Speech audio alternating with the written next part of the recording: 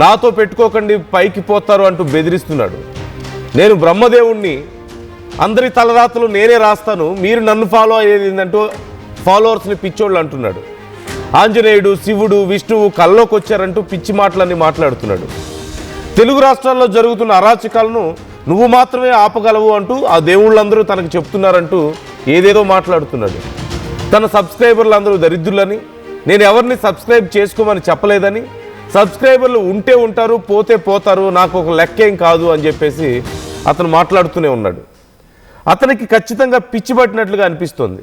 ఎందుకంటే నేనే దేవుణ్ణి అంటున్నాడు, నేను బ్రహ్మదేవుణ్ణి, అందరి తలరాతలు నేను రాస్తాను, మీరు నన్ను ఫాలో అయ్యేదేంటి పిచ్చోళ్ళు అని చెప్పి మాట్లాడుతున్నాడు. లేదంటే మనకి ఎంతో జ్ఞానాన్ని ప్రసాదిస్తున్నటువంటి, మనకి ఎంతో జ్ఞానాన్ని పంచుతున్నటువంటి గురువులను ఉద్దేశించి నోటికొచ్చినట్లు మాట్లాడుతున్నాడు. ముసలోళ్ళు అంటాడు, ఇక చెప్పకూడదు, అలా చేస్తాను ఇలా చేస్తానని వాళ్ళ గురించి ఏదేదో మాట్లాడుతున్నాడు.